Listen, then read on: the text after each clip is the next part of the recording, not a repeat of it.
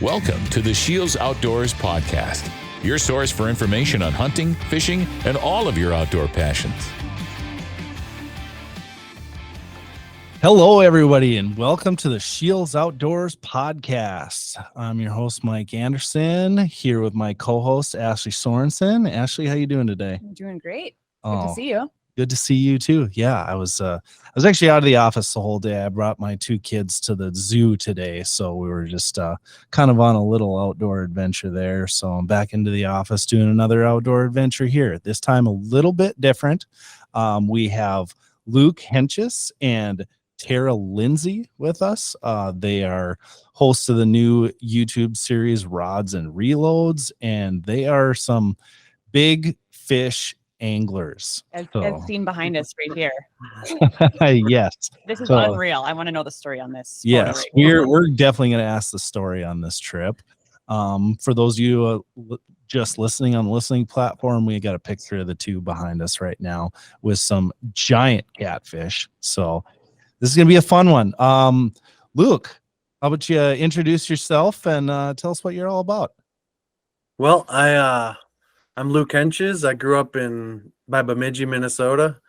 I went to college at the University of North Dakota and got into catfishing when I lived up there. My roommate's dad was actually the videographer for In Fisherman, so he kind of convinced us to try catfishing, and here I am. We'll just keep it short. All right, love it. Tera, how about you? Oh, nothing too special. Grew up in Lakeville, Minnesota. I've never left. Fished my whole life. One day I met Luke ice fishing on the river, and then he took me flathead catfishing, and it was over. I only want to fish the river nowadays.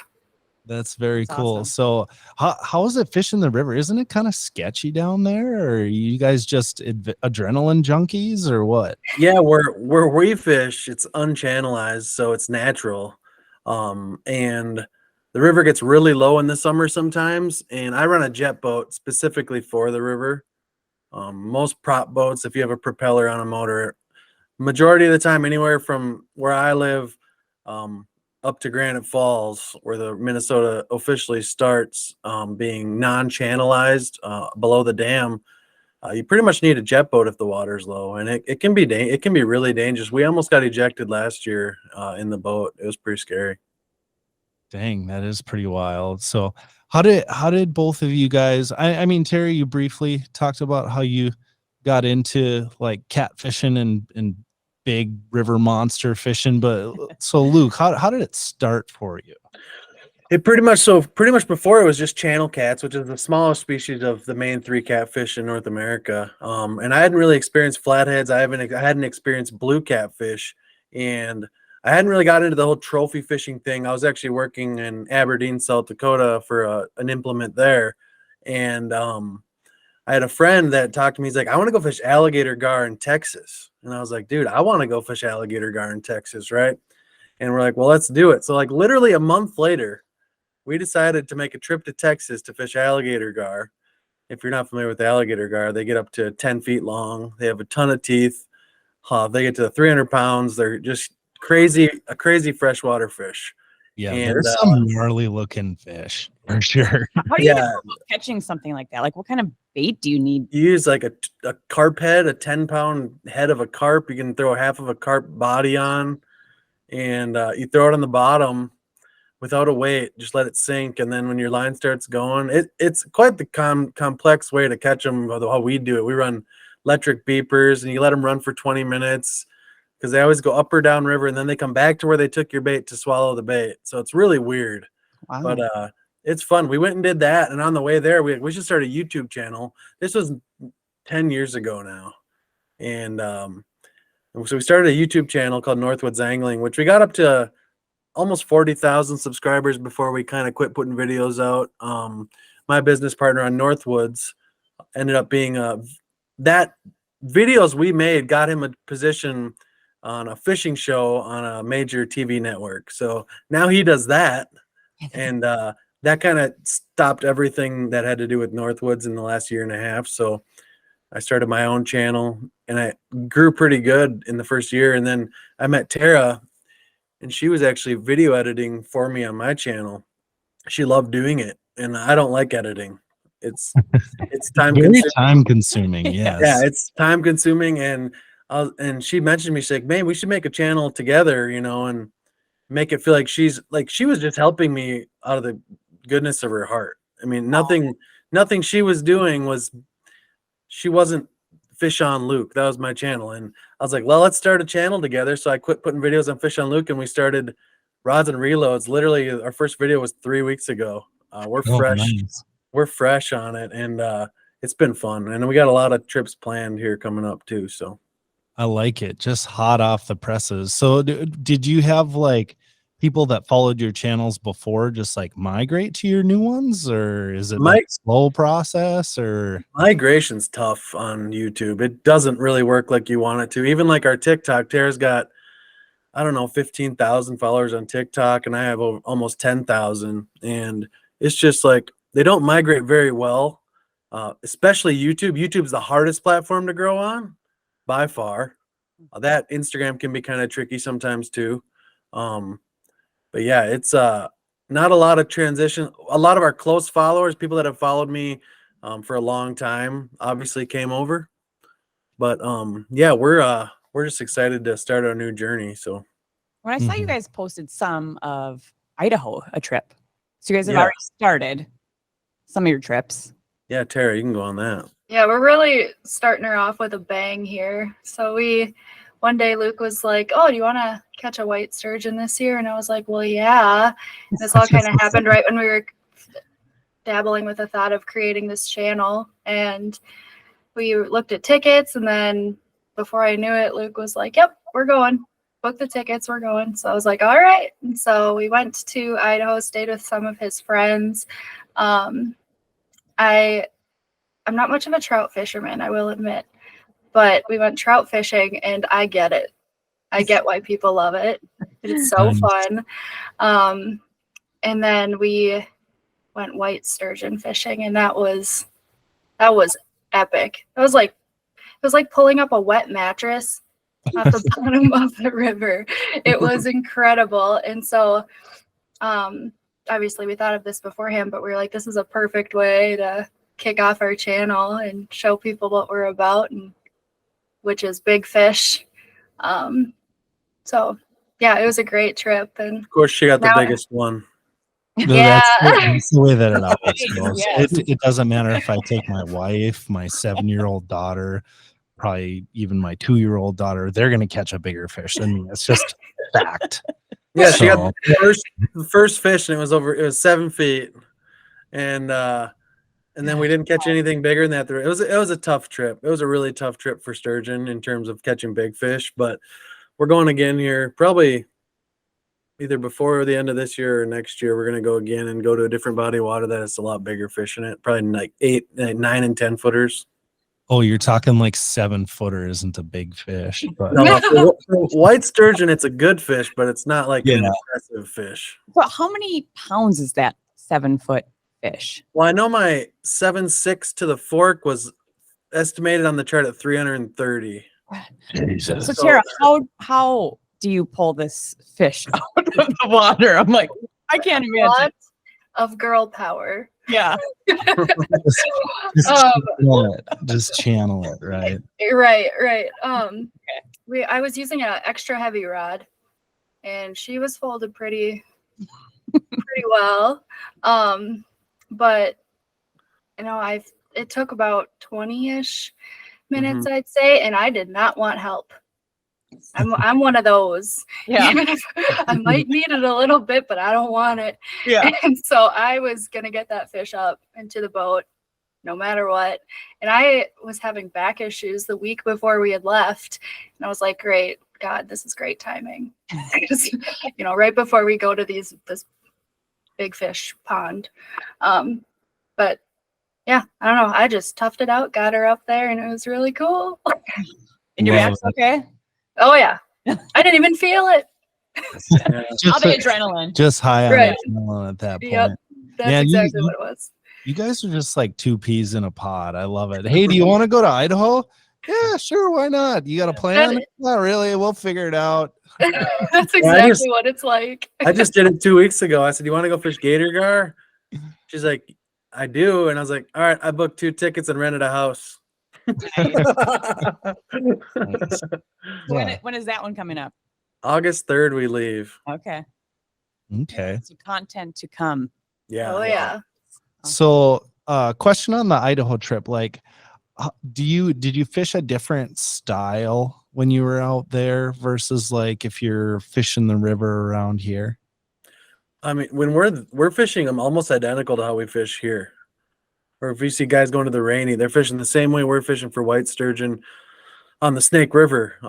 But there's other places around the North America. I fished in British Columbia on the Fraser River for sturgeon, and they use big different style of hooks there, and they set the hook. When we fish sturgeon on the Snake River, we're reeling down on them. Okay. Do you explain reeling down on them? So we're using circle hooks, either 8-aught or 10-aught circle hooks, and circle hooks are designed to set themselves. So typically sturgeon will just tap on the hook. You mean a 300-pound sturgeon bites like this. This is it. That's all you get. And you got to reel down on them while they're sucking the bait up and spitting it out. That's what that motion is on the rod. Suck and spit the whole time that they're tasting it and putting it in their mouth. And then you're just reeling down, and that's what's getting the hook in their sucker of their mouth. Okay. You don't want to set them because you'll lose them. Circle hooks are not designed to be set. Okay. Interesting. I've never fished with a circle hook. I live next to the Red River, and there's catfish all over the place. Oh yeah. I just haven't done it yet. Like I'm kind of kicking myself, especially I would be too. Yeah, You like live by the Red River. background of my, of what we got going on. And there's these giant catfish. And Yeah, not only you're not fishing it, but it's one of the most world-class channel cat fisheries in the entire country. Yeah. Wow, I did not know this. Mm-hmm. Oh, you do? Yeah. There's actually a lot of walleye in there too. So I've caught so many out of the Red River. Really? Wow. Walleye are amazing in the Red if you can find them.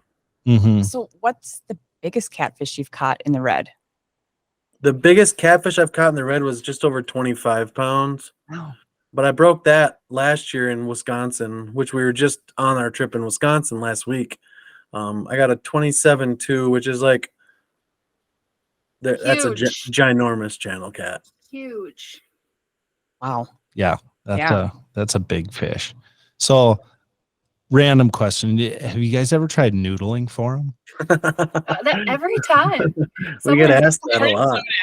Well, I mean, usually when people see pictures of giant catfish, a lot of times it's like a lot of people will noodle for them. So it's just, I was curious. No, it's like a personal thing. You're pulling them off a nest. I just won't have any interest in doing it. People do. I know people that do, and I just can't.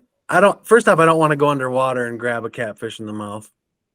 And second off, I caught a big cat years ago. It was 118 pounds, and that thing destroyed my hand. Yeah, I bet. So I want to know the story about these catfish then. How big are these ones? And where was this? Hers was, how big was yours? 36 or 38 pounds? 30, I think it was 36 and 42 inches long. Yeah, tell them the story about that. That's a good one. That's my personal best, actually. Well, Now that I'm really thinking about congratulations. it. Yeah, that was a really cool night. That was pre-spawn, right, Luke? Yeah, it was in June 8th. Oh, he knows the date. Yeah. Yeah, so it was pre-spawn. We were setting up at this spot that we had done well at previously. And Luke hooked into his. We could tell it was big. It was awesome. We were all hyped up. He got it to the boat, and why did we move that rod, Luke? Because it was in the way of netting the fish. Okay, yeah. So we had moved a rod from like the 4th rod holder to the 2nd rod holder because it was in the way of something.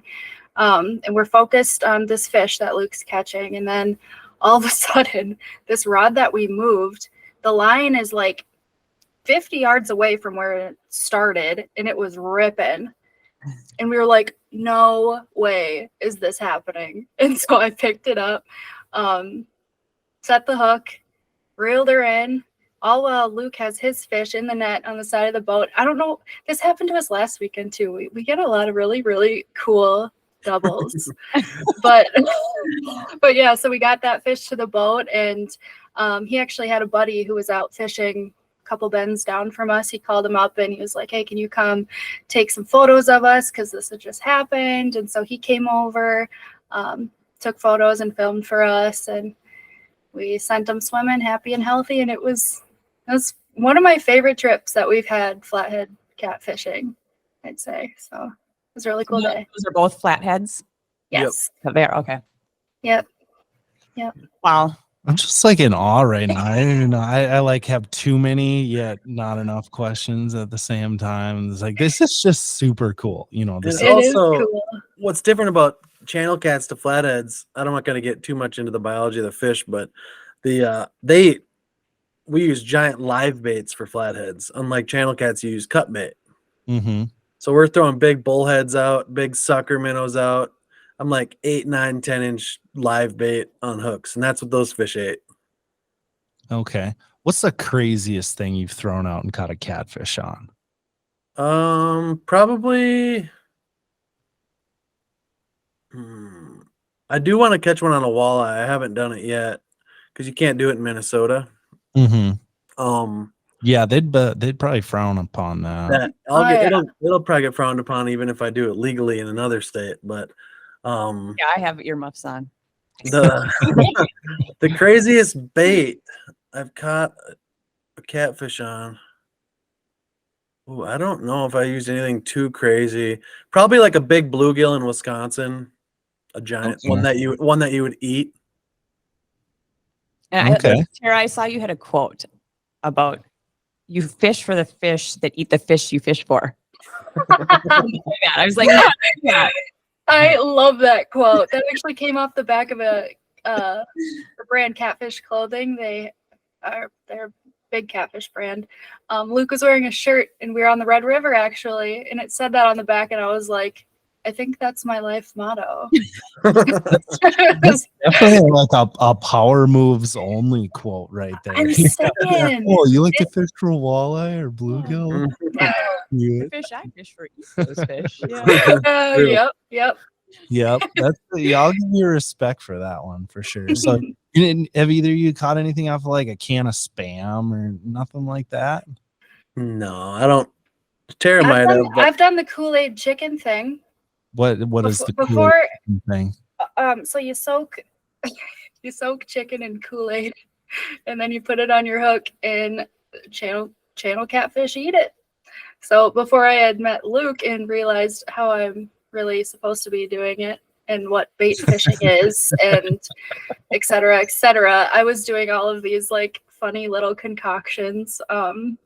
So for me personally, it'd probably be Kool-Aid chicken is the weirdest thing that I did catch a fish on it. So. That's pretty much what I was looking for right now. So like, I understand the chicken, but why the Kool-Aid? It's the flavor. Apparently, there's guys that run it that swear by Kool-Aid flavored chicken. It's weird. I don't know. They even as intensely. What was that? I was gonna say, do you have to have a certain flavor, like only cherry and not tropical, or like? The big two are cherry and strawberry. Cherry and strawberry. Okay. Yeah, and that's what I was gonna say. Is some guys are so intense about it that it matters if it's raspberry, if it's fat-free Kool-Aid, like you know what I mean. So it's intense with the Kool-Aid chicken out there.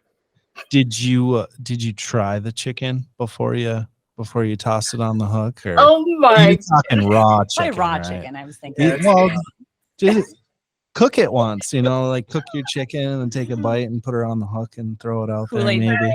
I don't think that would be as effective. No. You probably don't want to eat raw chicken. Let's go ahead and not do that. Well, I bring the grill on the boat. We could do it. We could do a taste test for a video. There you go. I mean, I'd watch that. I'd definitely watch that. Luke has all of these ideas of things that we can eat on camera, and he's telling people, yeah, we're gonna eat this, and this, and then he tells me about it, and I just have to do it. Like what are we gonna do this summer for catch and cooks? The weirder ones. Gar, A gar. We're gonna catch and cook. buffalo, sheephead, you name it. You still have to try sturgeon. I do. Yeah. I do That want to try. blows my mind. We cooked paddlefish last year for a video. How was that? I didn't really like it that much. But I had a really good smoked paddlefish like 2 weeks after I cooked it, and I would definitely do it how he did it if I ever did it again. Okay. Have you done jerky out of fish? I've eaten salmon jerky, but I've never made it. Yeah, I've had it too before. Look at you, just cultured. She is very well cultured in fish food. In fish food, yeah. I'm Fish food. Not fish food, love Kool-Aid it. chicken. No. I need to broaden my culinary horizons. Apparently, Same. I get chicken tenders every time. You know what I mean? that's stick with what you like, I guess. Oh, so can you talk to me a little bit about like how you find an area to go catfishing? I mean, do you just like walk down the bank and it's like, oh, that looks like a good spot, or do you spend a lot of time looking at electronics, or like how does that work? Yeah, so it's a lot of electronics. A lot of the stuff you fish, you don't need electronics because you can visually see it above the water. But when you're catfishing specifically, I'll just talk specifically for flatheads because they're by far the most complex of the catfish species here and that we have in North America. They have very big patterns they do every year. They winter, they go into torpor every winter, and they make the same run back to the same spot every single year. So there's a way to pattern them at certain times of the year. Like right now, they're moving from their wintering holes back to where they're going to go for the summer to spawn. But structure is number one. I use my side imaging and down imaging to find a structure that's not above the water that you can see. So anything that the bigger, the oldest structure, wood or rocks that are on the river, typically wood, are going to hold flathead catfish, especially during the day. At night, they go out to feeding platforms at creek mouths, sandbars, and feed. But it's a lot of structure-based, near a hole. Structure near a hole is always good. You don't fish deep holes like people assume people do around the country. You're not fishing holes. We get flatheads in a foot of water, and there's a splash before our bait we even know we're bit. But yeah, it's electronics to find structure is the number one thing I would say for finding flatheads. Okay. Have you ever tried chasing them with like forward-facing sonar? I haven't yet. I want to. I haven't done it. We did it for sturgeon. We didn't target sturgeon with forward-facing, but we used it in Idaho. My buddy has a Humminbird Mega Live with the following where you can lock on with his Mega. Okay. And we did that a little bit in Idaho. Didn't really do anything because we're sitting there anchored, but I would love to. I've targeted fish I've marked. It's very uncommon. If there's a huge tree that goes into the mud at the bottom of the river in my side scan, I can typically see if there's a fish right where that goes into the ground on the bottom of the river. That's typically where the flathead will sit on a big piece of structure waiting for something to come by. Mm-hmm. So I've caught a 44-pounder doing that. I dropped a bait right on top of its head, and it bit instantly. But that's cool. Yeah, typically it's not common. You're fishing really heavy structure. You can't see in it with the graph, and you're just hoping there's a big fish in there. Yeah, so you're more targeting structures versus like going around and like, oh, there's a fish on side scan, I got to go back. Yep. And right now, pre-spawn, which is now prior to them spawning, in the spring they're moving along all the cut banks and along all the creeks towards dark. So what me and Tera do is we sit at a ambush spot where we know they're going to come feed for pre-spawn, and we'll just wait. And those fish will keep cycling through. You can fish out a big log jam pretty good. There's usually only one big fish in a log jam. Mm-hmm. They're pretty territorial fish. So just depends on the time of year. So when you say territorial, like, will they basically fight each other or what? I think they'll scare each other off. I don't know exactly. I don't know if we know the science on it exactly, but like when a female lays her eggs, the male kicks her out and guards the eggs the whole time. and he protects the eggs from her as well. Oh wow. And they get roughed up. They get roughed up pretty bad when they're spawning. They get full of scars and bloody lesions. They're fighting pretty hard protecting that nest. Okay. Yeah, you answered my next question. I was like, have you ever caught cats that are just like totally battle worn? And Oh yeah, we've caught a lot. It's pretty bad. Some of them are nasty. So this might be, I don't know, maybe this is a obvious question, but why are they protecting him from the females? Are they, She'll eat them. okay, that's what I was thinking. That's what I was thinking. Like, who's gonna eat him? Yeah. Gosh. that gal, jeez. No, what about in the red? Then how do you target them in there? You know, thinking of structures, I mean, I guess there would be maybe some logs down there. The red, you don't need structure. Okay. But It's you just can't see, really. No, it's a bowl. The Red River is not known for structure. It's known to be a bowl. It gets deeper in the middle and gradually comes up on each side. There's a lot of bait fish for those channel cats to eat. There's special breed of channel cats on the Red River, mostly because they have a lot of forage to eat. Gold eyes. There's a ton of gold eyes in the river, and they're eating a lot of gold eyes. A lot of frogs in the spring. Frogs and gold eye are the best bait you can use on the Red River. I prefer frogs almost 95% of the time, probably on the red. But you don't need to. You can sit in a flat in the middle of the river or on the edge of a river and throw out baits on the Red River and catch world-class channel catfish. It's literally chuck bait, catch fish type of fishing on the red. Are you taking notes? I've done mental notes Okay. for sure. So You can get after that's this. good. So then Yeah. I can just pick a spot wherever, just I assume it's probably like maybe get away from people a little bit. So then you have a little bit more of an area to. Yeah, and there's so many places on the red you can go fishing. You won't see anyone. And they get way bigger the further north you go because the river flows up to Lake Winnipeg. I'm sure you guys know that. But the further you go north on the Red River, the much larger the channel cats get. Like in Selkirk, Manitoba, they average just about 18 pounds. So we had an 1,800-pound day in Selkirk. Jeez.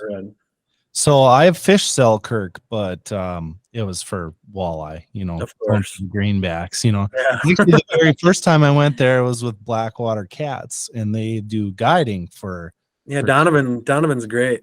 Yep, exactly. So highly recommend that group for sure. Mm-hmm. So they know what they're doing. So what's on the bucket list? A fish to catch. Ooh, I think we're gonna knock one off here real quick in California for tuna. I have a few bucket listers. I want to catch a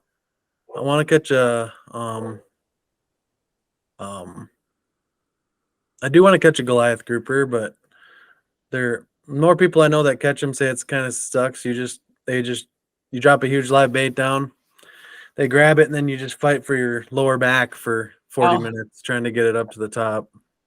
Yeah, there's some crazy looking fish though. Yep. I want to catch a sawfish pretty bad, but you can't legally target them, but you accidentally catch them when you shark fish sometimes. Okay.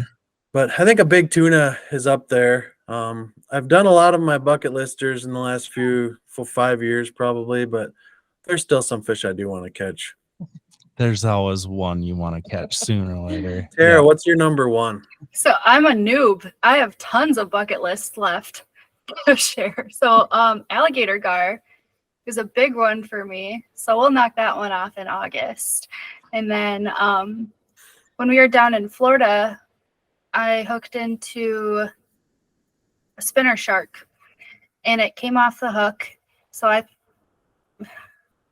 still think it would be really cool to land a shark, like touch one, maybe. That's on my list. Let's see what else. And a big blue, honestly. I want to catch like one of those massive blues that you see, like the 70, 80 pounders, maybe 118 pounds. We'll see, but yeah, blue catfish. Yeah. Okay. Yeah, blue catfish. So yeah, Yeah, those are probably my big ones. The thing in my mind was bluefin tuna, but I was like, no, I bet she's talking giant. What did I say? You said You blue. said blue. Oh, blue catfish. Sorry. You're speaking it like we knew exactly what. Yeah. Love it. Good stuff. So I first got introduced to you or told that I have to do a podcast with you guys from a link that showed you, Luke, holding quite possibly the biggest fish freshwater that I've ever seen, which is apparently the Wisconsin state record sturgeon. Yeah. So, and you're not a little guy by any means, but No. that fish makes you look tiny. And I still can't quite understand how you actually like got it up on shoulder height. And I mean, like, you don't even see the ends of the fish in this picture.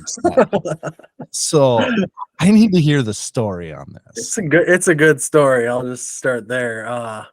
I was out in the St. Croix River in Hudson. I was beached on my friend's beach property there on the Hudson River, or on the St. Croix River in Hudson. And thankfully I had my Wisconsin fishing license. Otherwise I wouldn't even had a record.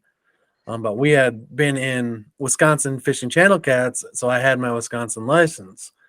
And I was actually waiting for Tera to meet me. She was going to meet me at like the docks at 8 o'clock to jump in the boat, and we were going to go sturgeon fish.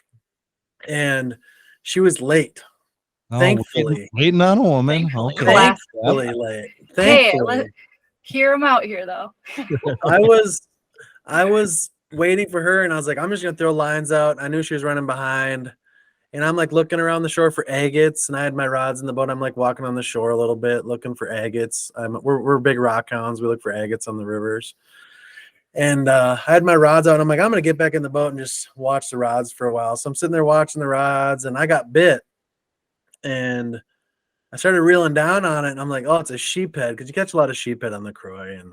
And all of a sudden it started just darting towards shore, and it jumped. I'm like, oh my gosh, this thing is 100+ pounds. I'm like, this is over 7 feet long. I'm like, this is gonna be the state record. It's probably one of the most in awe I've ever been. Besides my blue cat, my 118-pound blue cat fish I caught, this was like up there in terms of like adrenaline, crazy stuff going on. And I'm fighting this fish on a medium heavy rod. It was the only rod I had a 30-pound monofilament leader on. Otherwise I was 80 braid on every other rod I had. And a little 6-aught circle hook. I had a bunch of shad on there. You can use shad on the St. Croix River. And it jumped again. And there was these guys about 100 yards out from me fishing. And they're like, are you good? I was like, I'm not good. I'm not good. I was like, I don't know what I'm going to do, because I was in really shallow water, and the fish was going to beach before I could even get it to the boat. And there's no way I'm netting this fish by myself. Impossible. Mhm. First off, it didn't fit in my net, for one. And second off, I'm like, I'm going to have to either jump in the water and grab this fish and drag it up on shore, which I don't want to do. And they're like, do you need help? I said, I need help. I need help. And while I'm fighting, note to you guys, when I'm fighting this fish, I'm talking to Tera on the phone. I'm going to be late. I think I got the state record on. And my other buddy I got a hold of, he came over from like a mile downriver to come and help. These guys the guy in the boat out in front of us had never seen a sturgeon before, ever. Wow. Oh man. And Let then alone all of the a sudden large. you're looking at the potential state record. Yeah. So- And the two guys with him had, and I got the fish to the shore, and they all got in the water in their boots and bibs. Like, didn't even think about it. I was so grateful that those guys It were was there to help me. October. It was was October. It cold. was cold. So these guys were fishing still the rest of the night in a competition that I didn't even enter, which I should have. But they ended up helping me get it in. My buddy brought he has an 80-inch or 100-inch musky bump board. It's a big one, but made for sturgeon. So we had 3 people holding it and setting it down nicely, treating it nice, and measured it at 77.5 inches. So it's probably around a 100-year-old fish. So I didn't even end up submitting it until Tera. And at this point, Tera's been at the dock for a while. I was okay with it. I was sitting there vibrating. I was like, this is so cool. And I'm like, I wish you would have been there, because I didn't get to fight on camera. And it was just too much was happening. And it ended up on the way to the plane ride to Florida. Tara's like, is that a state record in Wisconsin? Because you were in Wisconsin with your Wisconsin license. I was like, I don't know. And I look, I'm like, oh my gosh, I crushed the state record. was the previous and record? it was 58. Wow. Oh, so you beat it by like Yeah. 20 So inches? No, so it's a live release state. It's an official state record for Wisconsin, but it's called the live release record. So I get like Okay. I get a plaque thing and everything. Not a plaque, but a what's it called? I get a certificate, a hard certificate that says my record, and I submitted it, and they said everything. Luckily I had video of like everyone pinning the fish down, measuring it to get all the precise measurements to get the official record. Mhm. And yeah, I just got my certificate like 3 weeks ago. Oh, cool. And yeah, that was my and I went and picked up Tera, and I'm shaking still. And I got some cool pictures with it, and it just shows how giant the fish is. It was big. Yeah, it's literally absurd. It's crazy. Well, congratulations. So how long did it take you to fight it? Like hook up to land? Ooh, I would guess 10 minutes. Okay. I was geared for it. I was just a little light on my I was horsing it pretty hard, and my drag, I couldn't tighten my drag enough to stop it. Mm-hmm. And my drag goes to almost 30 pounds, and I had 30-pound leader on. I didn't realize I had my light leader on that rod. So I got pretty lucky. Yeah, no kidding. Huh. Crazy, crazy, crazy stuff. Very cool though. Yeah. I mean, Cool what story. went through your mind when you saw that thing jump for the first time? I had seen much bigger sturgeon jump in terms of like sturgeon in general, but for lake sturgeon, it jumped in like 2 feet of water when it jumped for the first time. And I almost crapped my pants. It was crazy. So Yeah. really, how deep out was this fish then, you think? It was in about 26 feet of water when it bit. Okay. Okay. Yeah. Crazy Seems stuff. shallow, but yeah. I guess. Yeah, they don't care. They'll go shallow, they'll go deep. They're everywhere on the St. Croix. Any body of water. Sturgeon can literally be super shallow to 60, 70, 80 feet deep. I'm gonna have a whole new thoughts when I'm swimming in the lake. Yeah, exactly. Lucky for you, they don't have teeth. So Okay. Yeah. There you go. As I feel something like move along in the water. Yeah. Think about your fish. Alligator gar, on the other hand, Ugh. don't even think about those No. when you're swimming. I mean, Yeah. you got to be a little further south for Yeah. that, but yeah. those are some gnarly looking fish. I mean, it's alligators in the name. So, Sure. Well, Right. and usually when you get into the gator guard, there's alligators. So, Yeah, exactly. that's So- the only thing I'm really worried about. I mean, we held a 8-footer in the like 3 in the morning in the Trinity River in Texas. It was probably 250 pounds ish, and it was pitch black.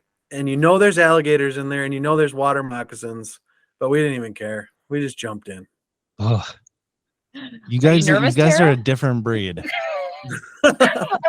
Okay, slightly, but I'm gonna still do it. Okay. I'm gonna jump in. There you go. Love it. Still Okay, gonna do so I got to hear one last story from you before you go. So, I mean, obviously, I got the message showing you with this giant catfish or giant sturgeon, and then obviously I started creeping on you a little bit more. I mean, I'm a social media guy here at SCHEELS. Right. So, I mean, it's kind of my job. So, but then all of a sudden I see you fishing with a Vikings player, Patrick Jones. So Yeah. tell me what's going on with that. I'm a huge Vikings fan. So all Yeah. of a sudden it's like, hey, this guy you need to talk to, like, he's fishing with Vikings players. So I'm like, okay, now I'm very intrigued. So what's going on there? Yeah, I had a Facebook friend post a picture with a Vikings player, Armand Watts, who now just went to the Steelers. He just signed a contract with Pittsburgh. So I messaged Armand on Instagram, and I was like, hey, I said, if you ever want to get out because my buddy's a cat fisherman. I said, if you ever want to get out catfishing while you're here, hit me up. I'll take you out in the boat, and we'll get on some fish. He messaged me right back, very surprisingly.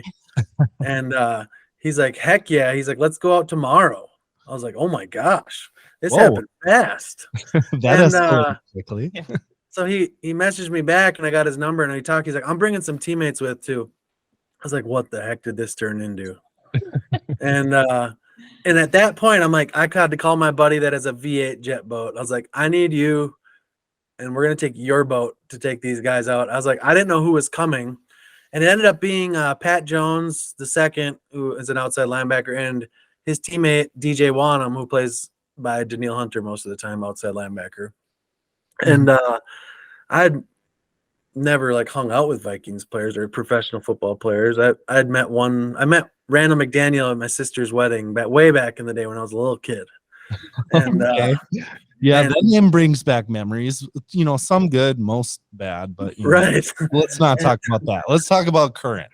Yep. And so we meet them at the boat ramp, and they get in, and we put them on a decent channel cat. Fishing wasn't very good, and I kept talking to Armand, but Pat was a big angler, big fisherman. He is a big fisherman, and he had a boat. And anytime they went fishing, they'd take Pat's boat out, either on bass fishing on Lake Minnetonka or the Minnesota River, and they didn't really know what they were doing on the river.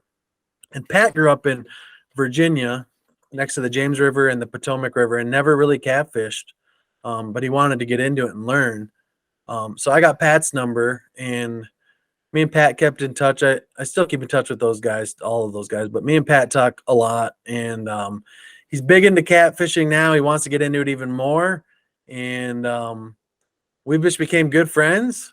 And now we go fishing regularly. And That's super cool.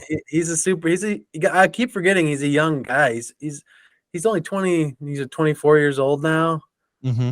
And they're just so big. You just think they're just normal grown men. But they're all young guys that have Pat has a huge passion for fishing. He goes to Florida in the winter and he fishes a lot. His dad likes to fish too. So yeah, I'm getting Pat on the river a bunch, and I know he wants to get a jet boat next year for the river. And it's been really cool getting to know those guys and going to games and watching guys play that I fish with. It's kind of cool. That is pretty sweet. Love it. Cool. So, all right, Luke, Tera, appreciate the time. Some great stories, just a very different perspective on fishing than a lot of people we've interviewed. I love it. Love it. Yeah. We appreciate you having us on here. We were really excited. I'm like, this is literally the perfect thing for our new channel to get on. We love SCHEELS, and we love our local bait shop, Old Carver, too, but we love SCHEELS as a company. They're a great company, so we're happy to be on. All right, appreciate that. All right, well, best of luck with your new channel and all these upcoming trips. Yeah, we're excited to see some of that new content. Thank you so much. Yeah. Thank you. Thank you, guys.